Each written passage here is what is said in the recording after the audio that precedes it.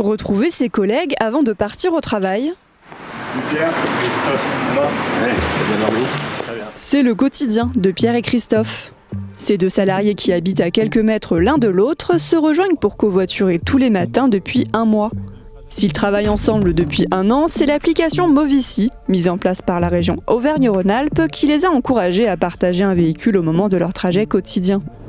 Vous avez la personne, Valentin, qui se déplace du lundi au jeudi et qui offre la possibilité, donc on peut choisir le trajet. L'application, elle agit un peu comme un catalyseur, c'est-à-dire que les gens qui disaient bon, ce serait bien de covoiturer, mais n'ayant pas le moyen pratique de savoir avec qui, quand, etc., ne le faisaient pas, et maintenant ça peut débloquer un certain nombre de bonnes volontés, donc c'est aussi très intéressant de ce point de vue-là.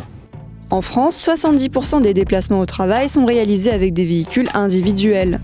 Si la solution du covoiturage permet de discuter de leur future journée, elle permet aussi aux passagers d'économiser en moyenne 2 000 € pour un trajet quotidien de 30 km.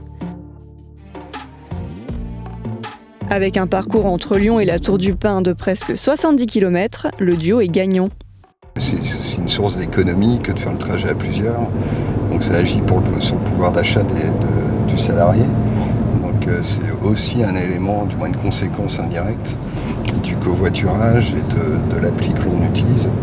Sur l'application, ils font partie de plusieurs groupes de salariés, leur permettant de toujours trouver un conducteur pour les mener à destination. Des groupes formés pour réduire ses dépenses et son empreinte carbone, parfois avec des collègues que l'on ne connaît pas.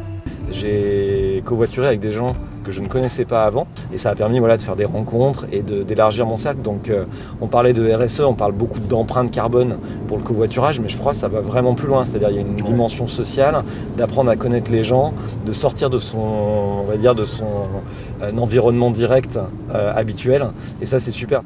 L'application mise en place depuis 2018 trouve son public avec près de 100 000 inscrits et 1000 aires de covoiturage recensées. L'occasion de faire des rencontres tout en économisant et partir plus serein.